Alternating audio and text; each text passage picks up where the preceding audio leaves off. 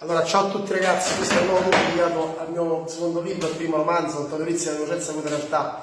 Allora ragazzi, a differenza delle altre volte, questo sarà un video molto più breve, prima di tutto perché non ho assolutamente tempo da fare molte altre cose e poi, vabbè, ho degli impegni, quindi il video sarà un pochetto più corto del solito. Comunque, in ogni caso, questo sarà l'ennesimo video in cui ovviamente io vi parlerò di un capitolo di questo mio romanzo, perché ho deciso di fare questo video per parlare capitolo per capitolo di questo mio libro, delle vicende di questo giovane siciliano protagonista del romanzo, Antonio Rizzi, e di come appunto lui in seguito a una serie di vicende verrà coinvolto sempre più nel mondo malavitoso.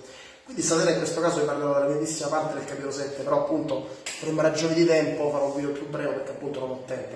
Detto questo ragazzi, commentate sempre numerosi, mettete un pollicione in su, mettete un mi piace, iscrivetevi al mio canale, condividete e ditemi che ne pensate, aiutatemi anche a far crescere la serie. Poi ovviamente io qua vi lascerò i link in descrizione sia del mio sito web se lo volete visitare, dove appunto ci sono questi video, ma ci sono anche molti video che ho fatto io con la chitarra e molte altre cose, e poi anche il link del mio profilo Facebook. E vi ricordo appunto che se volete acquistare una copia del mio libro Antonio Rizzi, l'innocenza in realtà, la potete trovare nella nostra bottega di famiglia, la bottiglia del vino, la confraternita dell'uva, ma anche specialità gelina, perché noi siamo il locale dei 1000 nomi.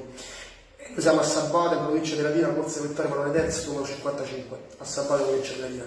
Comunque, detto questo ragazzi, banda alle chiacchiere e andiamo appunto con l'inizio del settimo capitolo, che comincia appunto dopo quello che è successo nel sesto capitolo, ossia quando appunto Carlo Sebastiani, braccio destro di Francesco Cini, principale antagonista dello stesso Antonio, dopo aver eliminato Nino Rizzi, il padre di Antonio e del fratello maggiore di Antonio, Michele Nino, per estinguere una volta per tutte il debito che lo stesso Nino aveva con lo stesso Francesco Cini, togliendolo di mezzo, pur non recuperando il libro, ma comunque togliendo di mezzo una persona che si era osata ribellare allo stesso Cini, che aveva chiesto in prestito i soldi a Cini in cambio del mantenimento appunto della sua famiglia, e non si era dimostrato fedele, anzi aveva cercato appunto di eliminare lo stesso Francesco Cini, avendo appunto i soldi e soprattutto l'intenzione di restituire i soldi. Lo stesso Michele tenterà appunto di vendicare il padre, ma anche lui farà una puntata su Cini, ucciso da Carlo Sebastiani, braccio destro dello stesso Cini. Adesso vi andrò a analizzare la avanti dal settimo capitolo dove ci sono le conseguenze. Michele aveva condiviso la stessa sorte di suo padre, era stato eliminato dalle persone che avevano osato ospitare, non poteva esserci situazione migliore per Francesco Cini. Non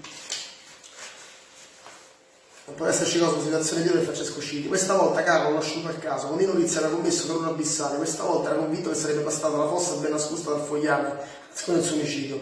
Sicuramente dopo aver ucciso lo stesso dopo averlo ucciso, Cini non aveva considerato che Michele, suo fratello e forse anche qualche loro amico potesse essere in zona, insospettito dal fatto che a casa di Nino si presentavano sempre persone davvero minacciose che venivano a ritirare i contanti.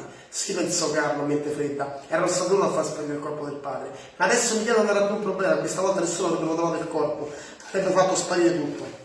Continuò a camminare senza incrociare nessuno, era come se la gente si fosse impostata un coprifuoco e nessuno imponeva, e Carlo non poteva essere felice. Questo giovane seduto a Francesco Cini, la gente ormai era terrorizzata di ultimamente e preferiva rimanere nascosta. Ormai abbiamo tutti in pugno, sottolineo Sebastiani, nessuno si mischierà più e i nostri affari continueranno ad andare a gonfie vele. Arrivato in un posto nascosto, Carlo si caricò il sacco contenente il corpo senza vita di Michele Rizzi del bagagliaio, lo chiuse e mise in moto la macchina. Era un'auto vecchia, di quelli che a Francesco non servivano, di sicuro l'ideale per far sparire una persona che poteva risultare fastidiosa o pericolosa per i loro due affari. Carlo si avviò e dopo pochi minuti raggiunse le cascate che si trovano dall'altra parte di Colleone. Lì c'erano due uomini di Cini. I tre si misero al lavoro e dopo un po' spedirono l'auto in macchina. Nessuno aveva più trovato tracce di Michele Rizzi. Vabbè, detto questo ragazzi, come detto appunto, oggi sono stato molto sintetico, il video è stato molto breve, vi prometterò che questi video quando avrò più tempo saranno molto più lunghi e specifici, anche se comunque cercherò sempre di essere sintetico, perché altrimenti poi al contrario il video ti risulta troppo lungo e vi potrò annoiare, voi potreste annoiarvi. Quindi niente, dai, commentate numerosi, iscrivetevi al mio canale, mettete un mi piace, noi ci vediamo al prossimo video ragazzi, state bene, a presto.